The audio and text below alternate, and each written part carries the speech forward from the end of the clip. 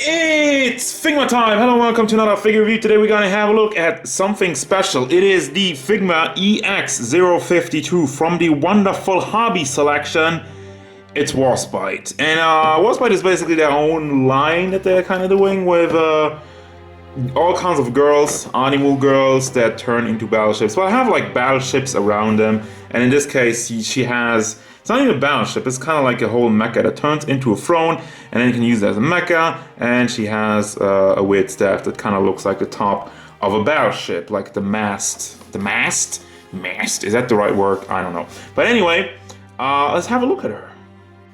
So, Queen Warspite, I mean I just call her Queen Warspite, but she's just called Warspite. Overall, look and design of the figure. As I was saying, I like the design. I'm kind of getting like a little bit of a Princess Peach vibe, obviously, though she's not wearing pink, but you know, if you would customize that a little bit, you could do it. But anyway, just look and design. We'll get to the bottom of it, but first I want to have a look at the size. She stands at about really 15 centimeters to the top of her crown, but 14 and a half if you're going to the top of her head.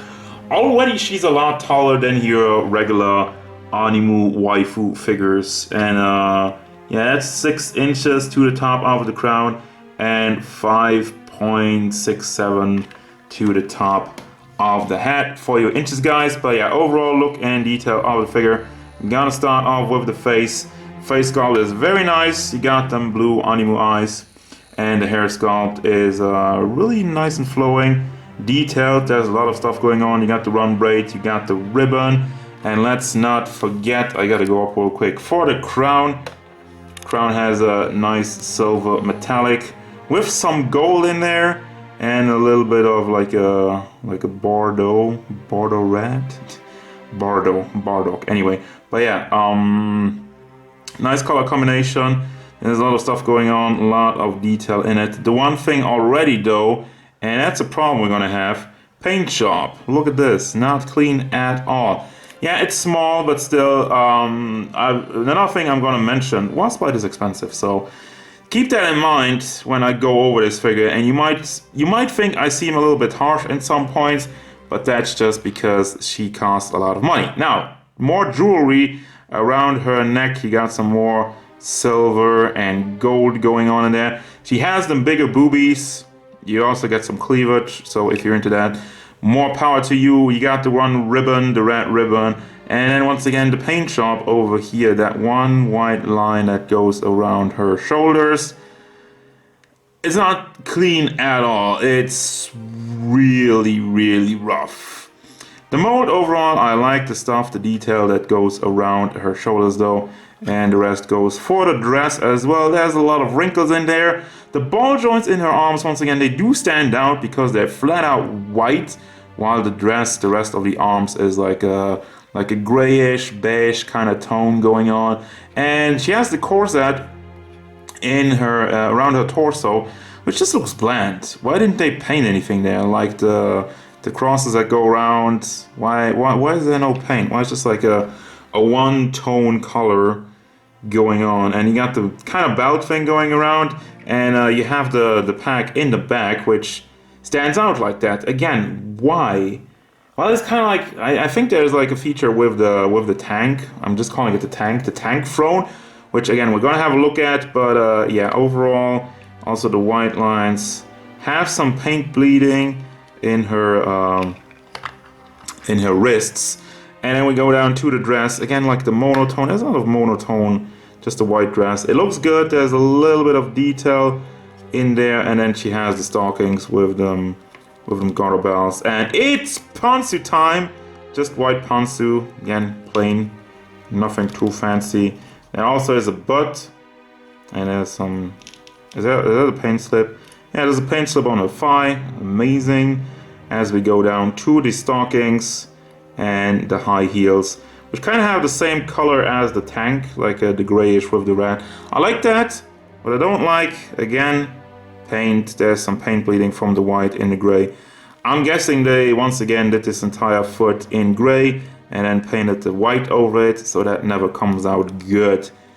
Yeah, they keep doing that a lot lately. Is that just me? I keep mentioning that a lot in reviews, right? Right. So for the articulation, it's basic Figma stuff. Hat goes forward, hat goes to the back, is blocked by the hair, does not really tilt side to side. Well, you have the ball hinge in there, as you can tell. You can see that. The hair has not a ball hinge, the big part of the hair, so you can bring that back and forth. And has a little bit of rotation, everything around it is soft plastic, so it will bend out of the way and not hinder your articulation. For the shoulder pads, double ball combination, one ball in the torso, one ball in the shoulder itself. Rotation goes up because of the hinge. You have bicep swivel because it's packed in. Well, either the ball rotates or the bicep swivels. You have the single hinge in the elbow and another ball hinge in the hand. Goes forward, back, rotation all the way around. By the way, the head, I didn't really look at the rotation, but it would go all the way around because of the soft plastic. And the hair movability, that's pretty impressive actually, I didn't expect that. As you could tell just now when I moved the shoulders up, this entire piece, this kind of jacket that goes around her shoulders is soft plastic. It is just packed in at her boobies, so that will not get in the way, and you can kind of move it around, so that's cool. And for the torso articulation, goes back and forth, doesn't really tilt side to side, doesn't really go around, just a little bit. It's not the greatest, but they didn't leave any gaps, so I'm thankful for a clean look. But yeah, articulation suffers for that. Then down at the torso, the crotch piece rotates around and goes off. Well, that's a feature, so don't be alarmed by that. But yeah, it's just packed in, so there's not really that much going on. The legs go forward. The skirt, yeah, the skirt is cut up. And there's actually no, also that's another thing I tried out, but I don't see anything articulated in the rest of her skirt, in the rest of her dress really. And there are some ball joints in there, now that I can tell, now that I see it. But it doesn't really get anything out of it. You can have some mini rotation, and it goes up just that bit. But as you can tell, there's no room, once again, there's no room left for that. But anyway, legs, they do go out to the sides. You can push it up a little bit, and it doesn't really go to the back, I would assume, because of everything that's going on. Let me see if I can get that out of the way. Yeah, it would go further, but this is hard plastic, and therefore it doesn't get any motion. Then for the stockings, don't have a swivel in there. Also, you can rotate around because just on ball joints, I mean, we've established that. Then there's the single hinge in the knee, and the foot is on a ball hinge, forward, back, and does tilt side to side. So before we have a look at the accessory, let's have a look at the mastery accessory itself. It's the throne/combat robot, which I have in throne mode right now. There's a little bit of movement. You have these panels that kind of move out, and just it doesn't really stay into place. You really have to push it down though, and that, I guess that kind of works. But still, I mean, it's not the most stable throne, but I guess it gets the job done. Just like, is there something I can move in there? I don't think so. It doesn't look like it anyway. So, okay, transformation wise, it is okay. It looks like a throne. Looks like a gun throne. And that's the entire idea. So, alright, I mean, I'm on board with it. You have articulation, you can move this up, but that's just more part of the transformation once we get into battle mode, which I think is really impressive. All the cannons move all the way around, and the big ones move up and down. And then you have these tiny ones, which you can also move all the way around. Just be careful with it, because it's kind of stiff. You have these cranes that are just packed in, but the cranes itself have another hinge, so you can move that up and down. Same thing in the other side, and then you got this other turret, other gun turret, with more tiny turrets. This one, does this one move around? No, this one doesn't move around. But these ones move up and down, just on small hinges. Don't be... I was kind of a little bit brutal on that. Just, I'm really afraid that I will break something off because it's so small. But anyway, I mean, you have these packs that move inside, but if you're in throne mode, that's really just to put it all up and hold it together. So overall, I mean, it looks nice. And I move over to robot mode real quick. So then this is robot mode, and I use the term loosely because I don't know, I don't think this is particularly impressive. This is just kind of weird kind of concoction we got here. And you're supposed to pull this out also. I don't really know why, because that seems to be exactly the same, unless I forgot something. But there is nothing to peg in, nothing to hold it together, so that's really like the thing. The only thing they did is like really with the arms, that's kind of like you take a piece from back here and you kind of slide it in these parts so it does stay in place and doesn't wiggle up and down. But overall, I mean, you already need the base to stabilize it, because otherwise it just kind of flops around. You're supposed to make it kind of an angle to make it really looks like something out of Ghost in the Shell or something, like some of these kind of blue tank robots, just like with a battleship. Now you might be saying, hey, what am I doing with Warspite though? I can't, she doesn't stand on her own and I don't have a base anymore. Well, they thought of that, kind of, sort of. You just flip this down. And that's another part of the accessories, which we're gonna have a look at right now. If I can find it, there it is. You have this, and you peg it in here. You move that up, you peg it in there, and now he has a penis. I mean, which you just stick in the back of Warspite. So, you know, you can take that as you want. If I can get it in. You know, I can't get it in right now. I don't want to break anything off because I kind of have the camera in front of me, so that's... But you can do it. He has this thing, this extra pack, and then you have robot form, which is just... I'm not really happy with that. I'm gonna go back to throne version, please. As for the regular accessories, I'm gonna start it off with the crossed legs, which is one of my favorite accessories.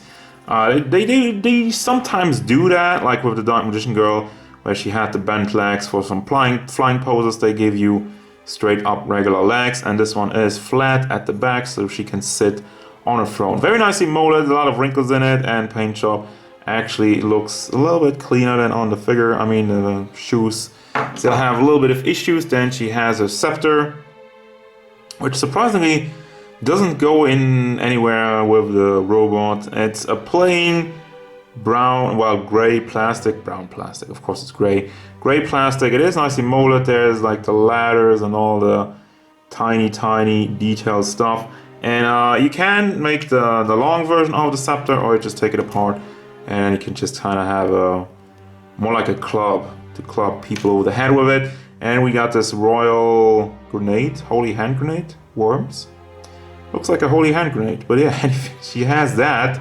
And then for the regular stuff, you got two faces, kind of like shy, looking to the side, and a regular smiling face. And then we got the closed eyes smile, and then we got the hands. Well, this one's open hands. This one just a little bit more angled, and two holding hands and two fist hands. Why is there only one of these? Is that? Hold on. Yeah, indeed. There's only one like waving hand. Well, yeah. Anyway. So, and that's gonna bring me to the final thoughts. Straight up, this figure is not worth it. Okay, so I mentioned at the beginning, this figure is very pricey, and as such, I expected more. So, I mean, overall, this figure is good. If this figure was like regular Figma price, just a little bit over it, I would have been like, you know, she looks cool. There's small paint issues that aren't the worst, but it's still there. So that makes a small issue becomes a bigger issue if you're paying a lot more. So basically what I'm saying is this figure is about double, well, even over double, a little over the Fate figures. The Fate are like 7,000 yen, and she clocks in at like 13, almost 14,000 yen. Why? That's the thing. I thought it would be a little bit more of anything, a little bit more experimentation in the articulation, or like a little bit more of a flashier paint job, or a little bit of this, a little bit of that. We didn't get none of that. We got an entire robot that turns into a throne, or throne that turns into a robot. That's cool. That's basically a figure by itself, but as I'm saying, it's not quite a transformer. It's not quite as well done. I don't really like the paint, the plastic. It is somewhat flimsy. It seems somewhat cheap. It seems that somebody in a model kit built together, and I don't want to talk badly about model kits, but this is a figure that cost 14,000 yen. So there's the difference, guys, and that's why I do not recommend this one. The price, the package is not worth it, and that's all I'm saying. The figure's still good, the throne's still okay, but for what you're paying, this is not, it's not enough for me. That's all I'm saying. Just, that's gonna do it, guys. As usual, thank you very much for watching. Don't forget, if you enjoyed this review, hit it up with a like and subscribe to the channel so you can stay tuned for more figure reviews, gameplay stuff, and whatever Warspite wants.